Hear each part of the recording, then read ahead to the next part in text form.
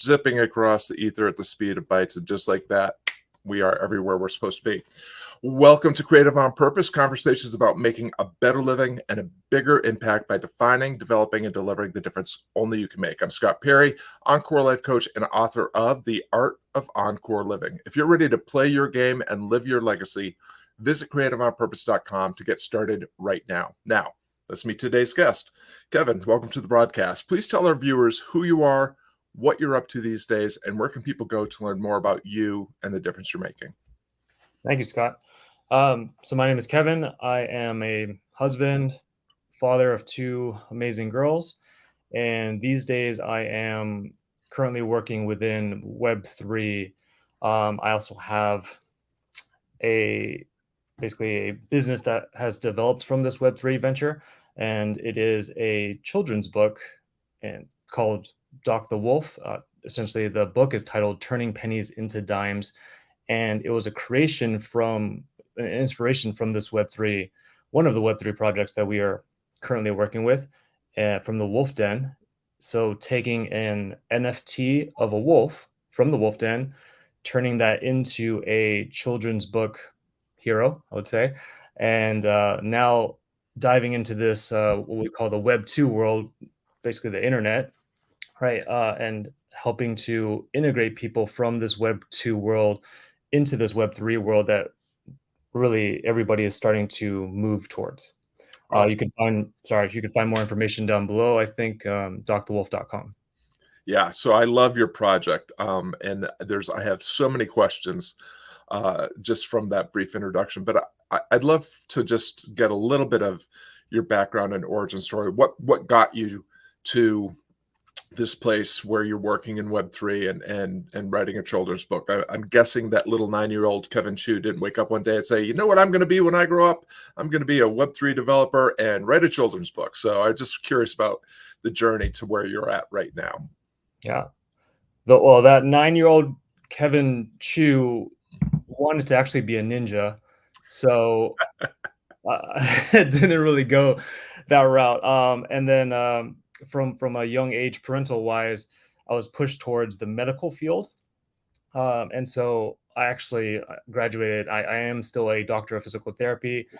Up until 2 years ago, I was still running my own practice within physical therapy. So I was treating CrossFit athletes and strongmen, getting them back from injury into more of what we call like a peak performance state. So improving their ability to train without injury, right? So went from a business owner, a brick and mortar business owner, to now a Web3. I do a bunch of different things within Web3 that actually didn't have any of the skill sets for, I would say. So I'm doing imaging, image creation, writing, which led to the children's book development. And so very, very, I would say far end shifts from more of a rigid research-based medical practice, following kind of like these guidelines, as well as like structured plans as like, if this, then kind of do this. And then now more into this creative side where I really have this freedom to develop and create what it is that I want to be able to make, image wise or word wise, right? Yeah, I love it. Well, and because a lot of the people that are tuning in are going to be my age, plus or minus 10 years, I'd love if you wouldn't mind just sharing a quick define some terms for us. When you say Web3, what does that mean, and how is that different from Web2? So Web2 we would classify as more of like the internet. So day-to-day things. So if we think of like big Web2, we can think of like Amazon, Google, right? So those would be your day-to-day navigation of the world. Really is Web2. It's seamless. You really don't even know that it exists, because if you pull out your phone and you have a smartphone, you're already integrated into Web2. Web3 would be what we call blockchain. So it's really the next advancement from the internet, is utilizing blockchain technology to essentially, eventually, it will be running pretty much everything that we're doing now without even having the knowledge that Web3 is what's going on, right? It's same like the internet. Yeah, fantastic. Well, I really appreciate that. So, blogs and forums and YouTube channels and all that, Web 2 stuff, Web 3 being built on the blockchain. There's lots of conversation currently about the blockchain that we don't need to get into. But it's the future. It's coming, and so just encouraging the folks that are part of the Creative on Purpose community to open some loops around and this embrace of where things are moving toward. I think there's a lot of exciting things happen, and you and I collided in a Web 3 project. The Wolf Den is part of it, the Guardian Academy, and this seems to be an integral piece in your move from traditional kind of sports medicine business owner to now being a full-fledged creative author of a really popular children's book and some other things that are coming out of that. So maybe just share a quick reflection on the Guardian Academy, the Wolf Den, your role in those two things and how it inspired and influenced your move into becoming a children's author. Yeah, great. So initially when it started, it was Nick Peterson really leading the charge with things. And he was responsible for a lot of my growth in terms of like learning about these different skill sets. And he would go live on YouTube pretty much daily for, I mean, he pretty much did that for like a year. And he would create these massive long contents. So it'd be like 20 minutes to an hour sometimes. And for me to sit there and try and digest all this information, because keep in mind, people were paying, I mean, upwards of like 100K to be with him. And I got the opportunity to just listen to him educate on these topics. So I was like, I'm trying to, coming from the research background, it's like internalize all this, like absorb all of it like a sponge, right? And so the best way that I could do it, because I don't really resonate, what my learning style is not very audio wise. I much prefer visual reading. And so in order for me to actually understand these concepts that he was talking about, I felt like I just needed to type it and write it all down so that I could go over it again. And so what happened was, as he was doing these long form contents, I would just start typing, basically like note taking, right? And so these notes were done in a way that I could understand it. So it wasn't necessarily like word for word for what he was saying, but kind of summarized into a better way that I could understand later on. And eventually I just started putting these together with little funny GIFs, and we put it out there for people, and they seem to resonate with it too. It's similar, like the people who weren't very audio based learners, they resonated well with what I was doing from a written visual point of view. And basically I got in like a year's worth, hundreds of hours of just repetition over and over of just learning how to write from his audio cues. And from there, I think that sparked a little bit more of that creative side of me in terms of being able to write better. Not at all professional, I would say. Oh well, elite. I'm still a student, still a learner, right? It's just putting in the reps. Yeah, I love it. And if you're in the Creative on Purpose community, you're familiar with Nick Peterson and the Guardian Academy, because I do refer people to the Guardian Academy community in the Success Finder app, and to some of the things that they're putting out there, most of which are generated by Nick. But for those that aren't familiar, a lot of what's going on at the Guardian Academy is preparing people for Web3 by boosting self-awareness, self-efficacy, your ability to take responsibility for yourself and what you're doing, and build yourself kind of from the ground up so that you can enter this exciting new world, ready to play your game on your terms without compromise. And Kevin is vastly under crediting himself for what he did with those articles that I entered the ecosystem through Kevin's articles, and they're just a phenomenal resource for learning these principles and practices, some of which will sound familiar to some people, and some of which, were certainly brand new to me, that will, make you a better person as you try to be and do more and better in the world. So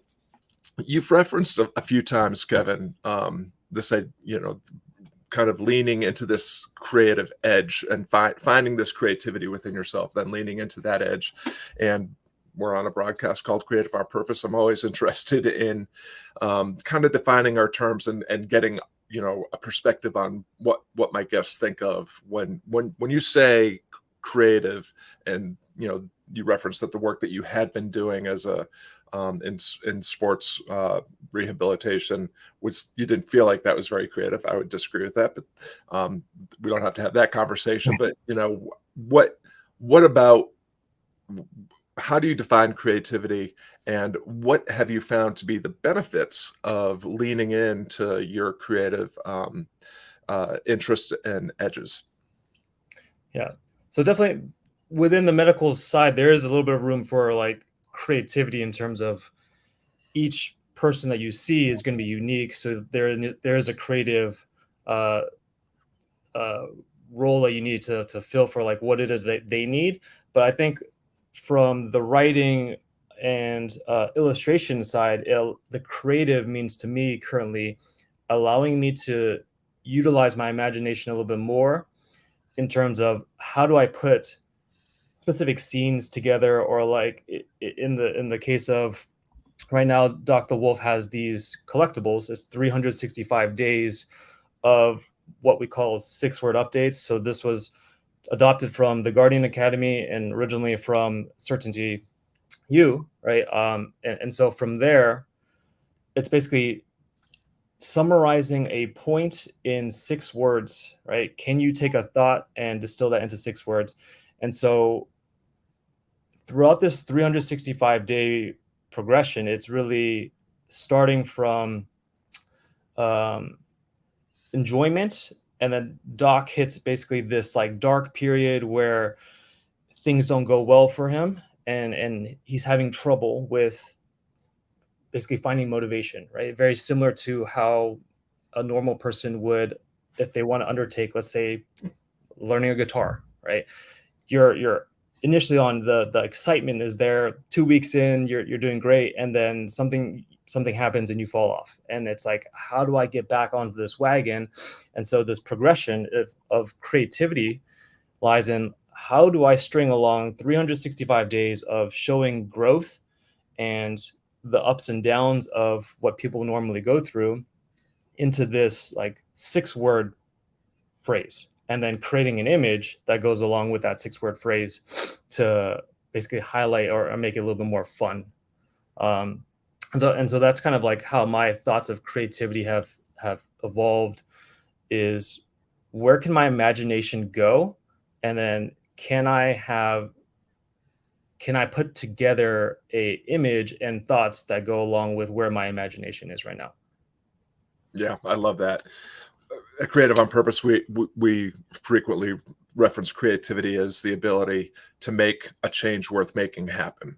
And creativity is an inherent human capacity that we all possess. Sometimes it gets beaten out of us, by institutionalized learning or socialization or institutionalized occupation. But I love that you really recaptured this creative instinct of yours and started putting it into this endeavor.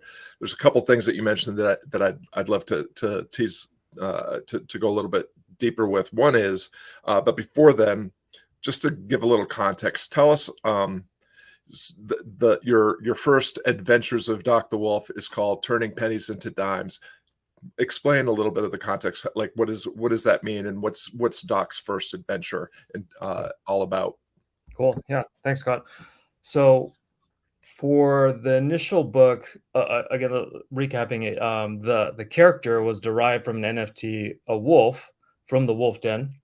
I ended up creating the likeness out of that NFT, the silliness, but really the thought frame was modeled after something similar within my life, right? So Doc, the character, is modeled after me for that first book, and in the book, he's going through work, basically, like if you imagine 365 days, it's work day in, day out, trying to make pennies turn into dimes, right? Trying to get more money. And during that process, this is something I think that's very common, is that people lose sight of why they're trying to make the money in the first place. They make money, then they figure out that they can make more money, but why are they making more money, right? And so what ends up happening is they sacrifice the things that they were trying to make money for to get them out of. So, a very common example usually is parents will want to say, it is a children's book. It is geared. The illustrations are like colored brightly because these were actually images that my daughter enjoyed. I like tailored them after her. So it's like I would ask her whether or not she liked these colors and like how the scene was set up. So visually it was set, and my daughter is almost 4 now, one of them. So it was tailored for her. So within these images, but then the words are really there for the parents or the educators that are reading them over and over again, right? If as a parent, you know that you rarely read one book just once. The child will want to read it again, right? Day in, day out, right? So it's that repetition of these words that will start to just solidify within the child's mind, but also the parent will start to basically be a sponge and just absorb it all, right? And so back to the point, it was if we pursue money for the sake of money, we often forget that why we are actually trying to make this money in the first place. So the book's premise is, are you getting closer? Are your actions getting you closer to what you say that you want in life? And again, this is the huge concept that I learned from the Guardian Academy. And really, it's something that I internalize every single day. Are these actions that I am taking getting me closer to what it is that I say I want in life? Mhm.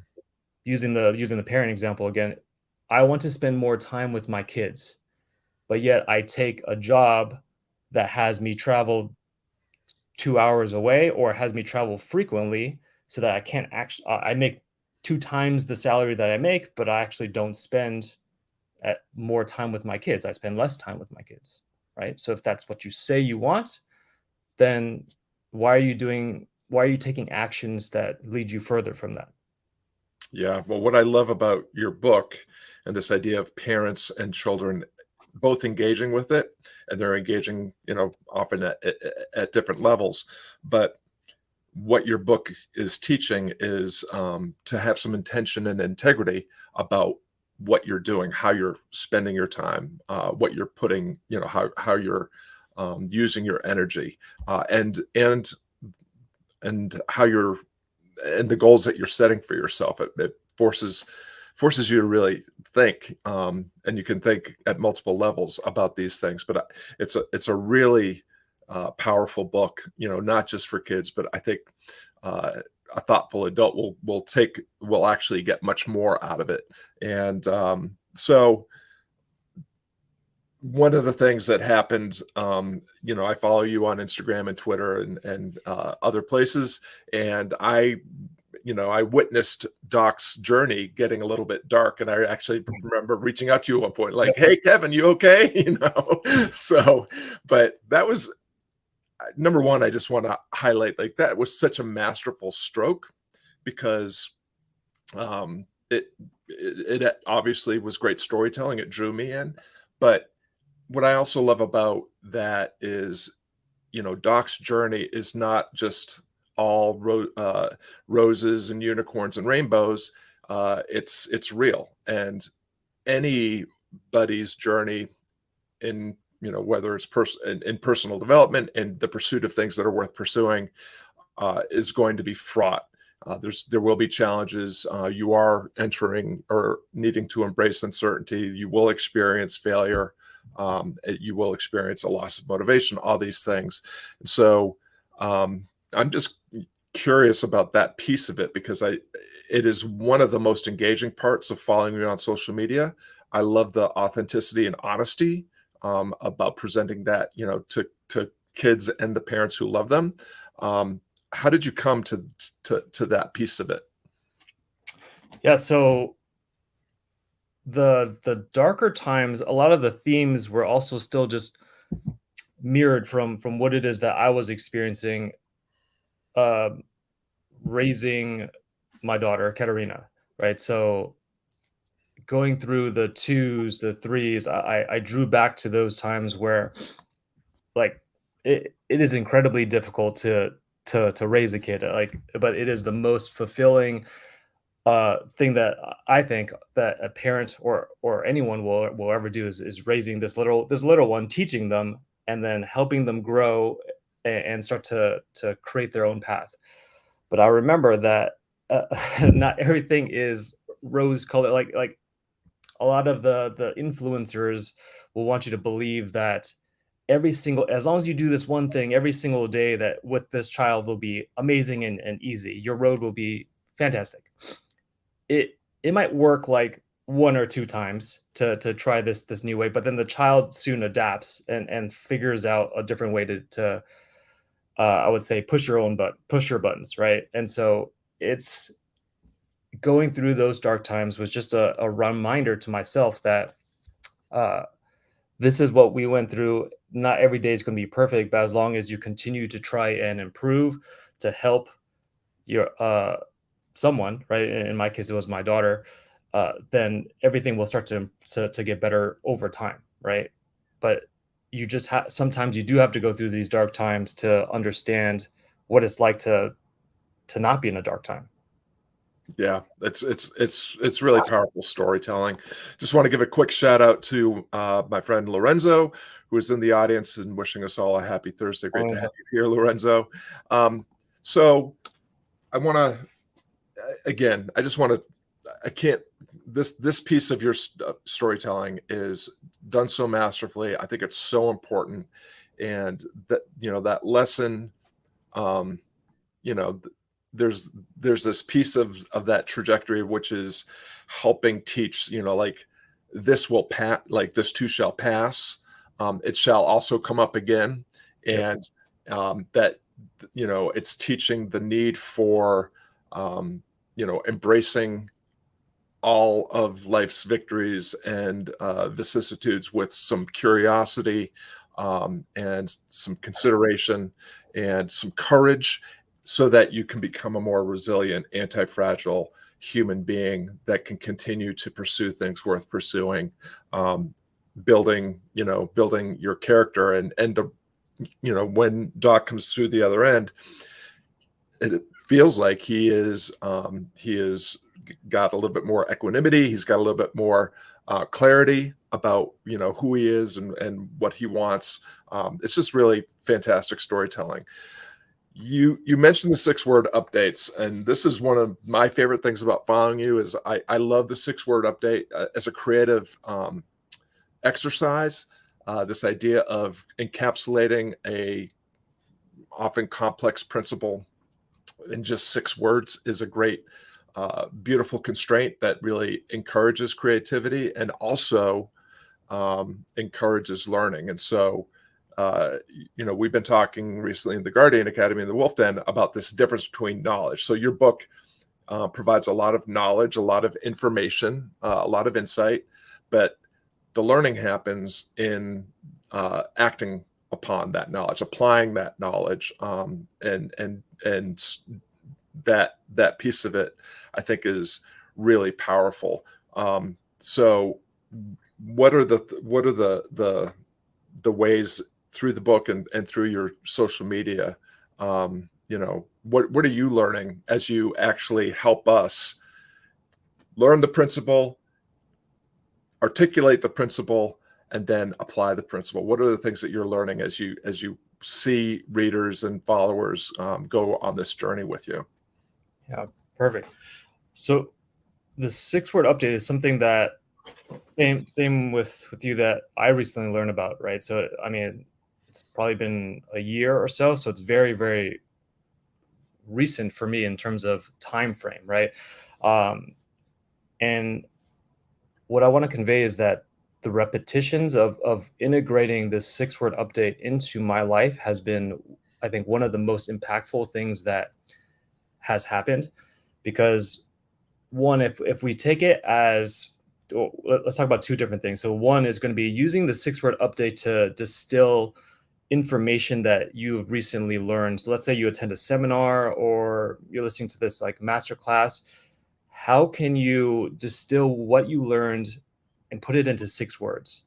It is extremely difficult to do that, right? But if you can start to really learn and master that skill, you're going to take away something that can actually help you within your own journey rather than just listening to information, right? We all don't need more content.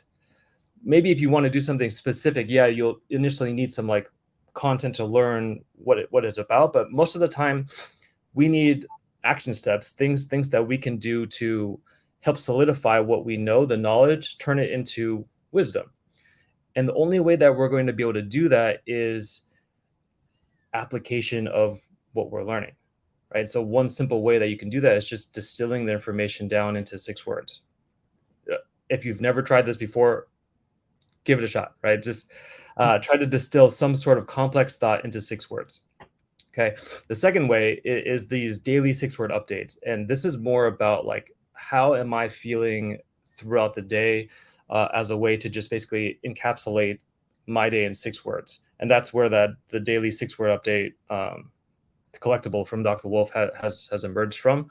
And this is a little bit different in terms of like, it's not trying to summarize a complex thought, but it's trying to internalize and dig deep into how you are actually feeling and what was the most impactful thing for you that day, and distilling that into 6 words. Both, I think, are important practices that have shaped like my daily routine. I love it. Well, again, it's helping encourage self-awareness and owning your journey of becoming, helping people actually take the steps into possibility for who they wish to become. Our time is starting to come to an end here, Kevin. The last question is always the same. You've already shared several ideas and practices, exercises that people can use and apply to their lives right now. This show is really for people that aspire to or are advancing in a journey of defining the difference only they can make and turning that into some sort of meaningful endeavor that helps them become a better version of themselves while they help other people fulfill their potential as well. If there's just one final idea, exercise, quote, principle, practice that you have to share with someone that would help them step into possibility half a shade braver and with a little bit more curiosity, what would you share with them? I think the other impactful concept for me would be to micro step into whatever it is that you are doing. So let's say that I want to start a side hustle. From how do I go about doing that? Right? It can be very intimidating to just straight up and leave the business that I have right now. Right? So what is one small thing that you can do currently that can move you towards what you say that you want to do? So if it's in the case of opening up your own side hustle, figuring out what is that one thing that can help you to eventually move from the side hustle, if it becomes something that you're passionate about, that helps to bring out your creativity, to move that into more of a full-time thing, right? Very similar to when I was writing, when I was just typing up these articles, or the creation of the book didn't start from, oh, I have an idea of, I'm going to create this book one day. It was the repetition of these micro steps of writing, summarizing articles over the course of a year, over and over again. And then from there, I took the NFT art and I just started drafting things for the art. I didn't just go right into writing the book. It was these small little steps that I took every single day, just doing something to help improve the process for what it is that I want to do later on.